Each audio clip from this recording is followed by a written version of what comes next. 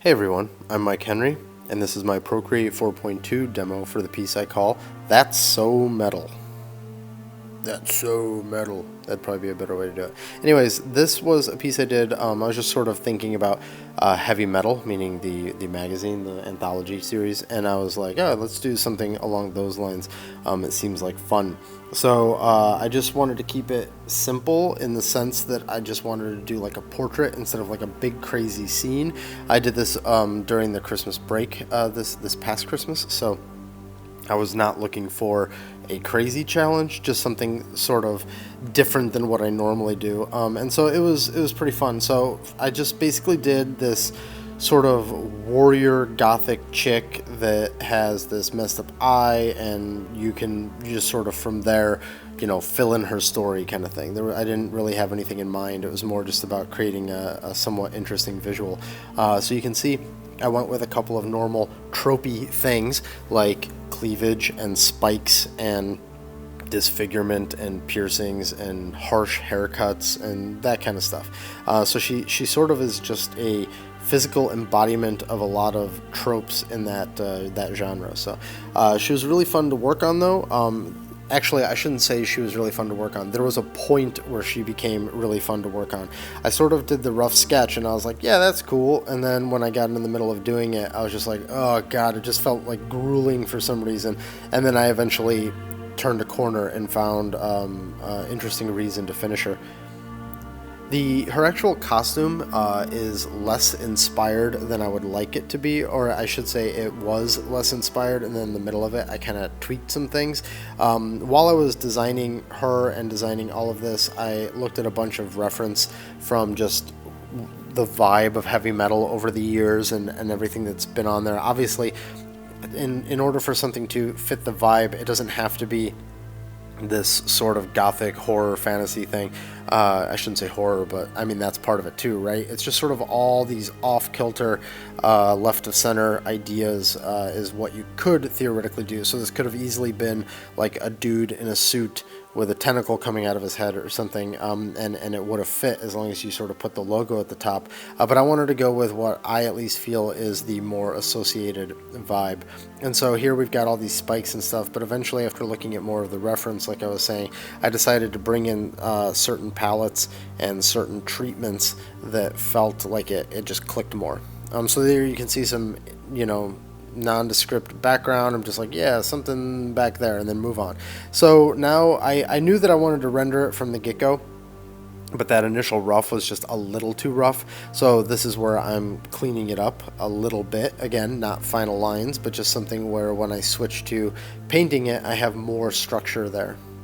So there's her little like blown out eyebrow because she can't grow a full eyebrow in there anymore after whatever happened to her eye. And then just adding some little specifics and some little structural details so that when I get to the rendering, I know what I'm dealing with. And then I just sized the eye down a little bit because even though I wanted it to be weird and gross, it was just a little too big. I wanted it to be closer to the size of her more normal eyeball. And then throw a nice little pentagram earring in there with a spike on it, because you can never have too many spikes. And then this, I would say the theme of this piece, more so than heavy metal, was impatience, because you can see now I'm already jumping into throwing down some of my base flats. I really just wanted to like get to the rendering on this thing, so I sort of rushed it a little bit, which is why when I actually get to the shoulders and all that, you see me struggling and not really liking it, and then I sort of redo it. The layer structure, you can see me going all the way down to her cleavage here. So like similar pieces, for instance, I think a good analogy would be the Sephiroth piece. Her face skin and her hair skin are all on a layer, and then her neck down to her cleavage, and then her torso and her arm are all on another layer, because that way I can keep certain aspects separate.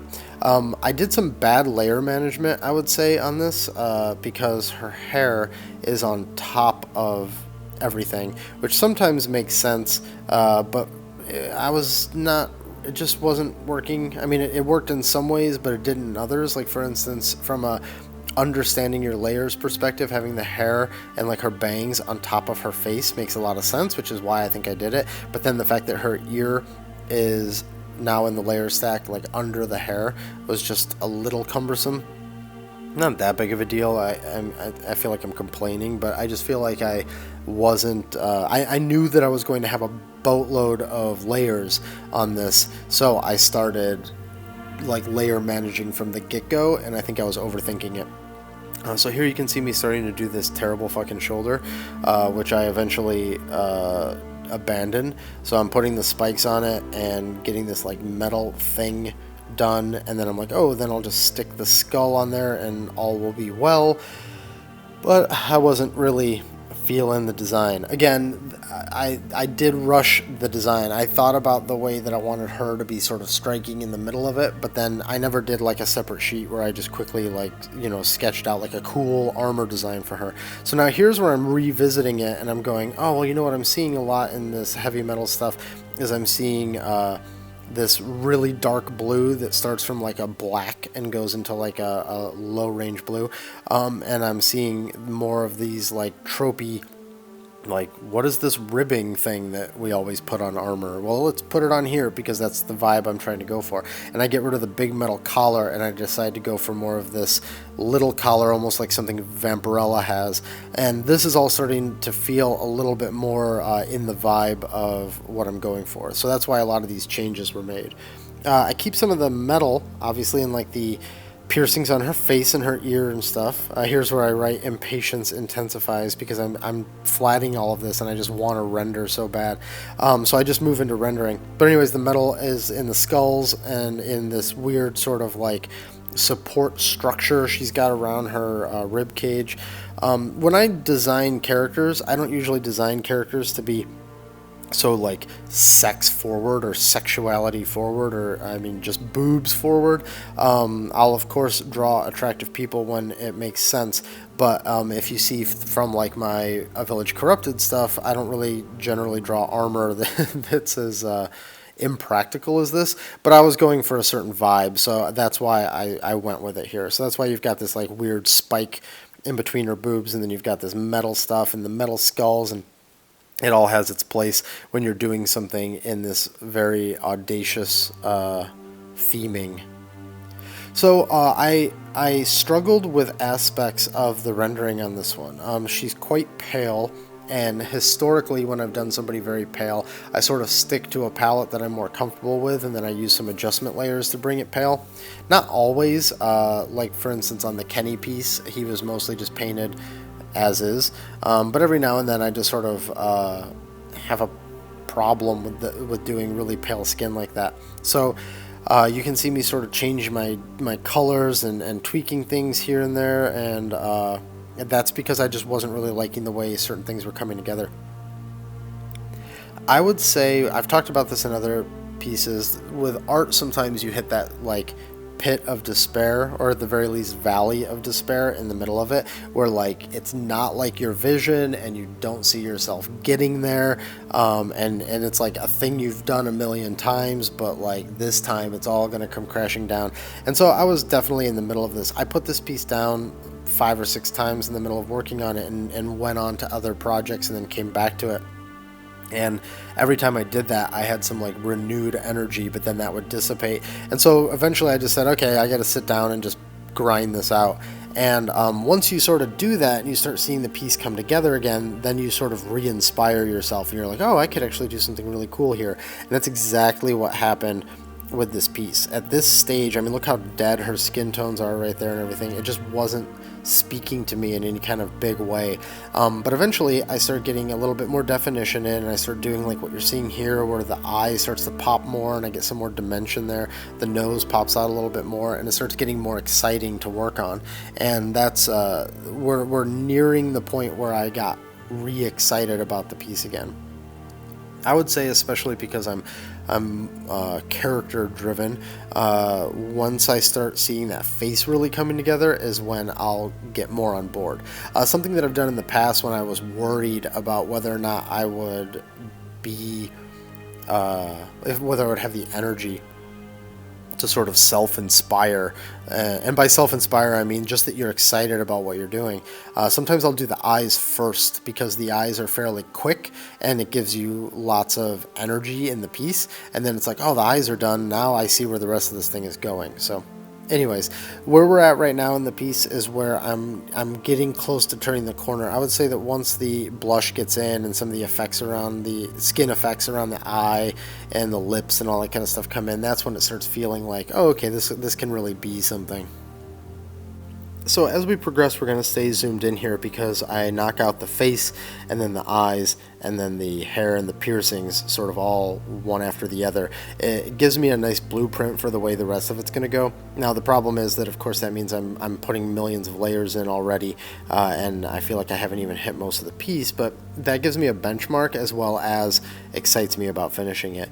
If you're somebody who likes when the video gets more zoomed in so you can see the details, as you know, the way Procreate records, when I do a portrait piece like this, it's lower res.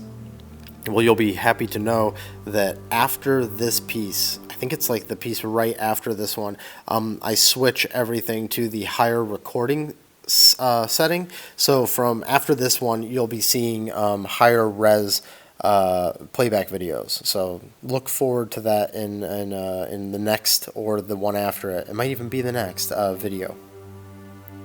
So at this point, I'm going through the cracks in the face, which again I admit is low res. So sorry that it's hard to see those details. I know it'd be nice to see them in real time, but you will at least see them in the pan through at the end, where you see it in nice 1080p pan through. But that's what's happening here. I'm defining all of the geography, or geography? Geography would be the wrong word. Topology. Let's go with topology. The topology of all the crags in her face from this messed up eye she's got. Now we switch to adding in some extra color into her skin to bring some life to it so that it's not just this monochromatic topology. We're going to use that word as much as we can. So we got blush, we've got eyeshadow, we've got some extra smokiness, we've got that damage to her eye, and now we go in and put her lips in. A lot of these layers are all just multiply. In fact, I would say almost all of them are, except for that shine you saw at the end. And then this cast shadow that you're seeing at the end is also multiply. Multiply in different colors depending on what they are. If you have trouble understanding multiply, the easiest way that you can understand that layer setting is black is opaque, white is transparent, and anything in between is a gradient of that. And then when color comes in, that means color gets factored in. So if you go with a really light pale red and you set that to multiply, it's going to slightly darken things and make it a little red. If it's a super dark red, it's just going to go straight to black because the multiplication of that darkness is going to be intense. So when you see these types of things like the darkness around the eye, her damaged eye, that's like a really light, pale, reddish, purpley kind of color to get that.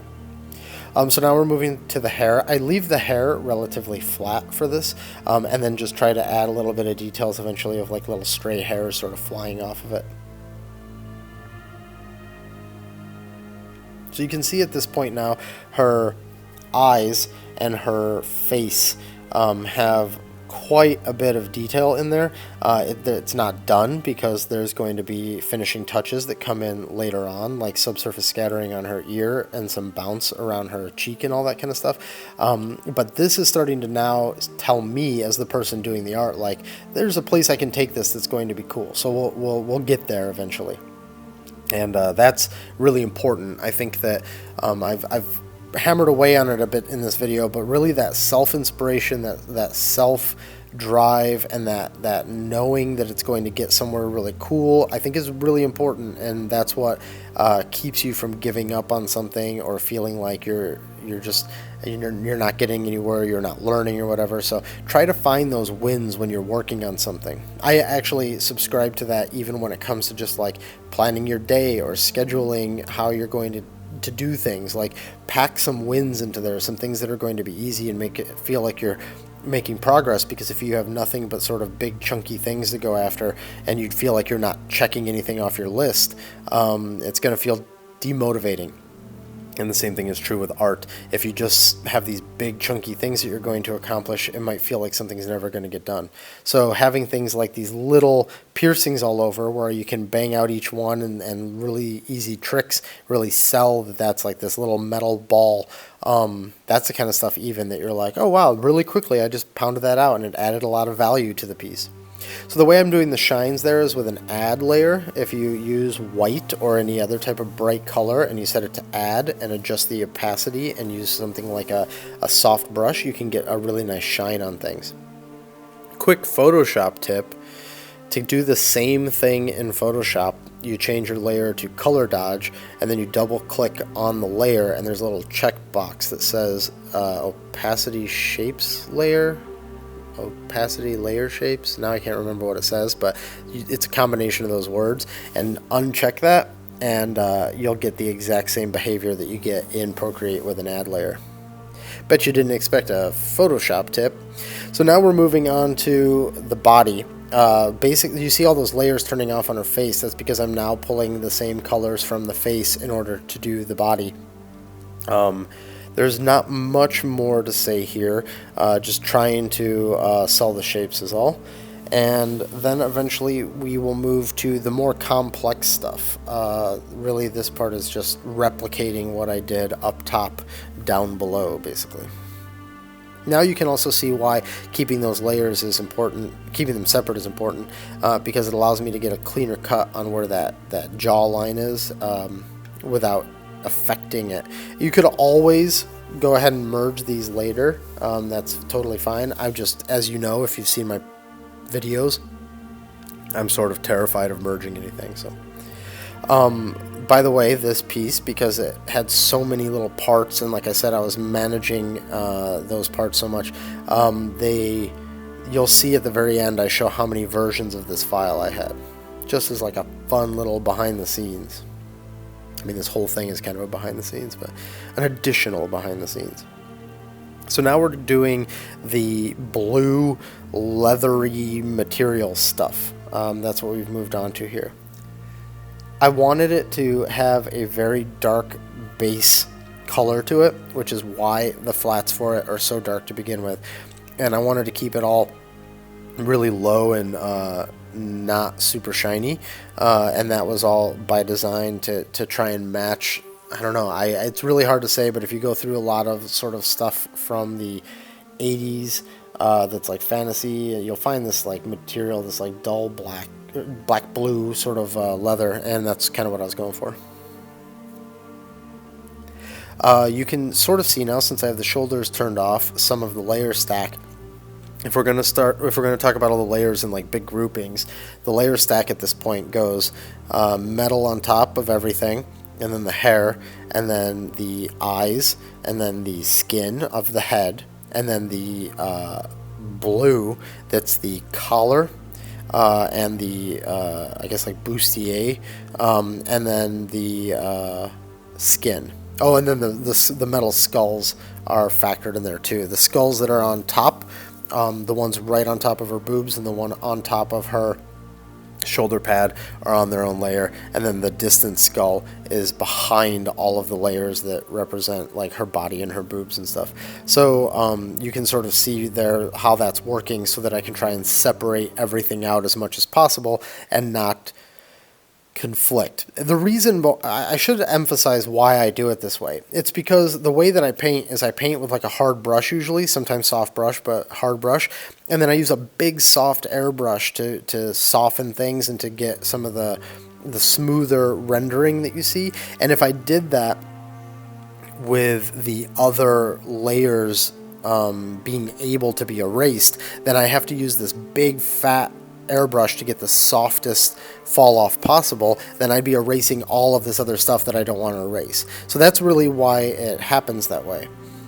So it's like, you know, you put down some paint, and like, oh, I want that to be softer. Well, if you use a smaller soft brush, you're going to get a harsher erase. So by using this big fat one, it's all softer, and then by keeping it all separate, I'm not going to mess with anything else.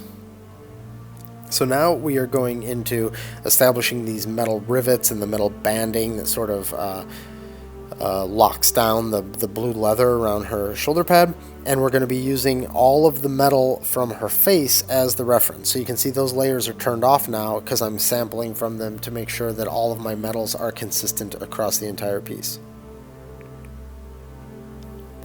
At this point, I believe, I'm not entirely certain, the face has been flattened, and probably her body skin has been flattened, and I'm probably trying to avoid flattening her blue leather because I'm still kind of working on it amongst the metal, but because I have the metal of the skulls, the metal of that banding, and then the metal of the rivets, and all of those are in various amounts of separate layers, I'm trying to layer manage my ass off at this point.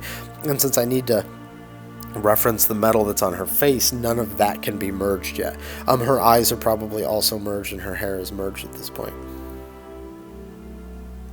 The layers setting that I work at is 8 inches by 12 inches, so that gives me something like 62 or 64 layers. So if you add these up real quickly in your head, you can see that I'm dangerously close. I'm always sort of edging close to that, and that's why it's a big deal for me to have to manage. People have asked me if I'm having so many troubles with Procreate and layer management, what do my Photoshop files look like? And if you're somebody who likes to paint on just like a couple of layers, my Photoshop files would probably terrify you. So now we're doing all this shine on the metal for the skulls.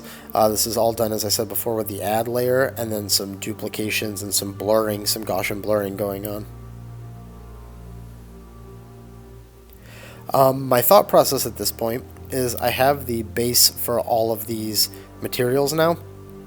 Her skin has been established, the metal has been established, her hair has been established, the leather has been established. The only thing that hasn't been established is the torn cloth that's hanging down, that is not even visible right now because all the layers, all the sketch layers are turned off, so you can't see that. But eventually what I'm going to do is I'm going to do a pass where I figure out how all of these things are interacting with each other. For instance, the metal is fairly reflective, so is it going to be picking up the blue? Is it going to be picking up her skin? Is the blue going to pick up any of her skin as far as reflection goes? Does the blue reflect anything? So these are the things that I'm starting to think about, and I'm starting to bank away as like my to-do list. So much about doing art is about organizing your thoughts and organizing what you're doing. So in this case, I'm starting to bank away this to-do list that, oh, can't forget about that, can't forget about that. And I'll admit, I should probably actually write this shit down sometimes.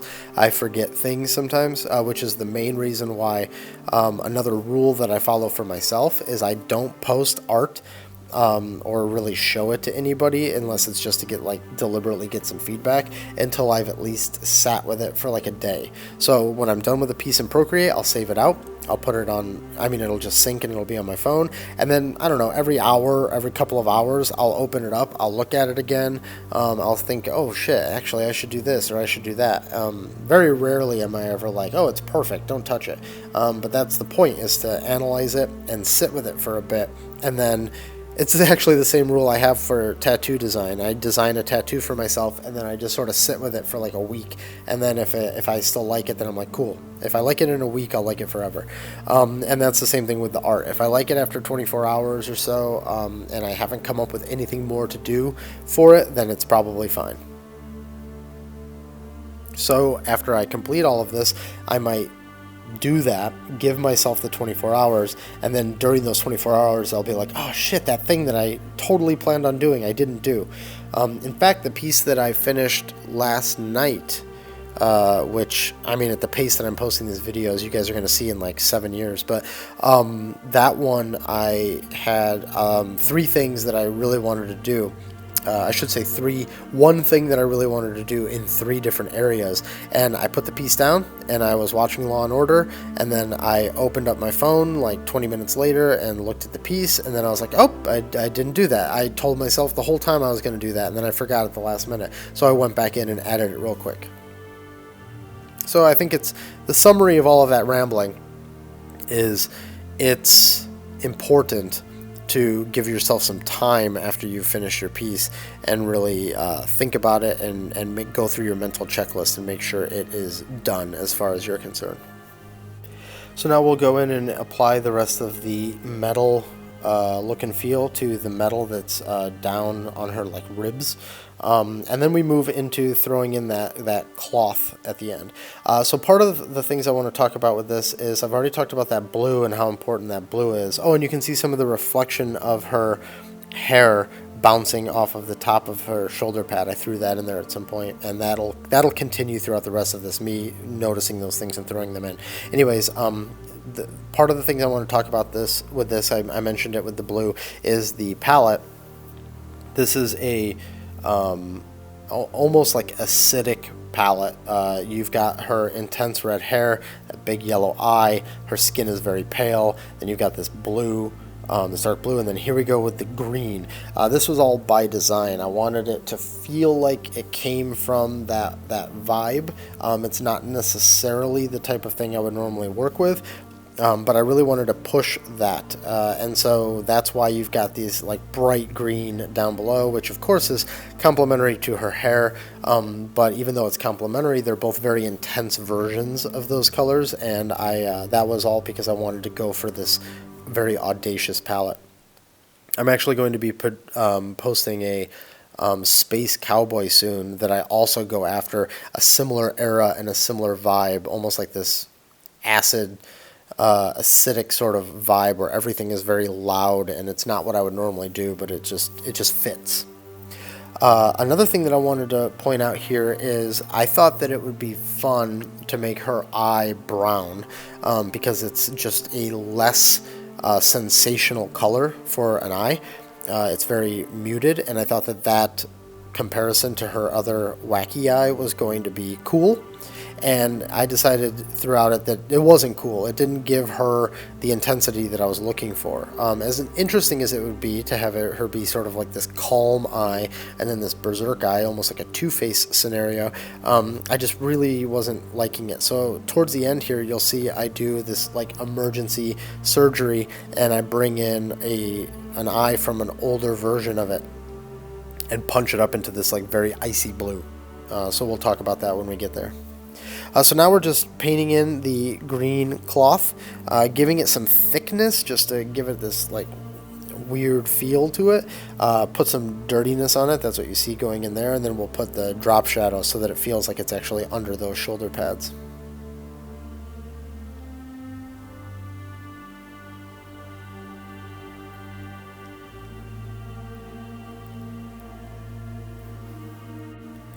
Okay, so we wrap up some of the green, and then you're going to see me throw some additional bounce all around, like the bounce from her skin around her lower torso, bouncing up onto her bustier, and then the green from the cloth you see there bouncing onto her shoulder pads and the skulls.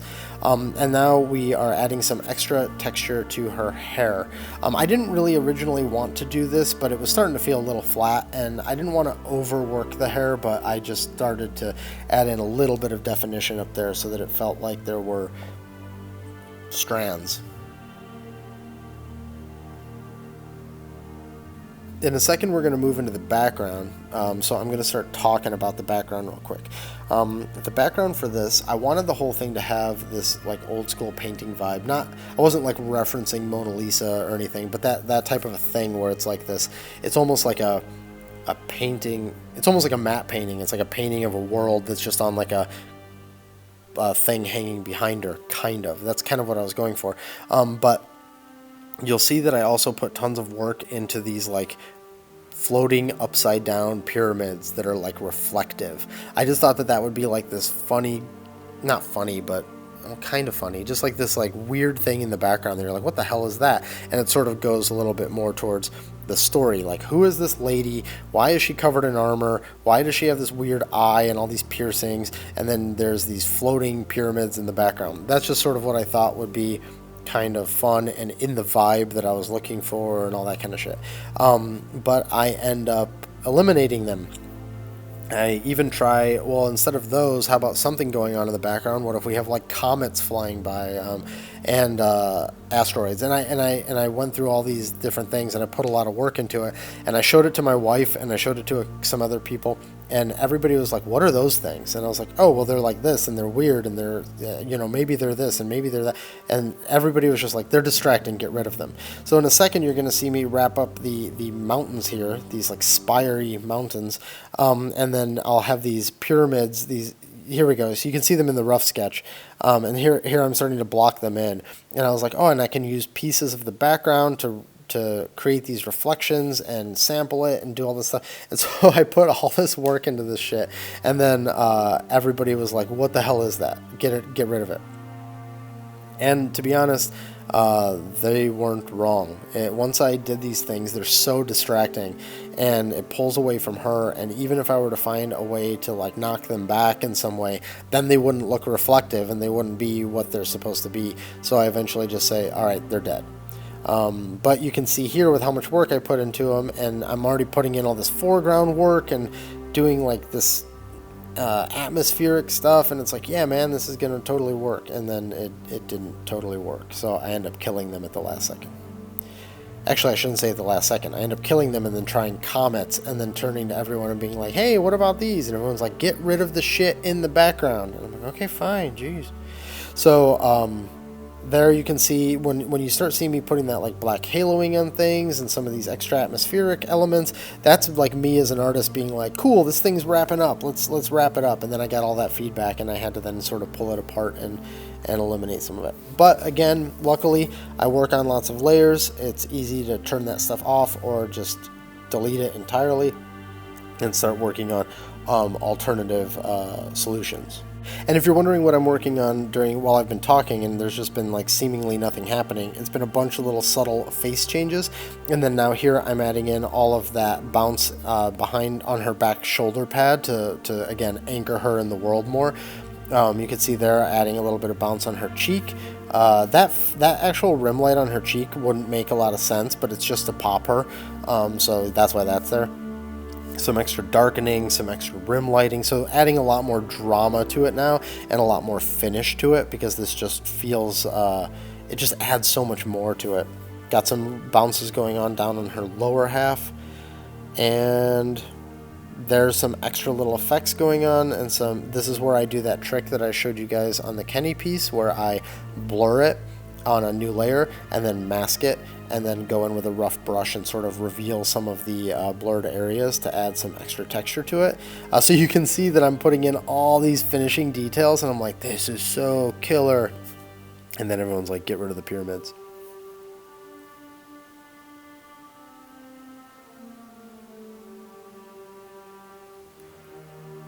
It's really hard to look at the piece at this stage and see every little thing that's going on because it's so subtle. Most of what's happening here is me tweaking the mask so that I can get some of the rough details to show through.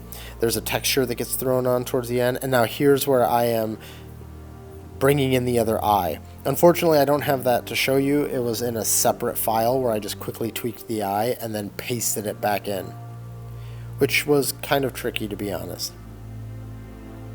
Okay, now we got some subsurface scattering on the ear, the extra rim lighting on the eye, just to make it even more pronounced.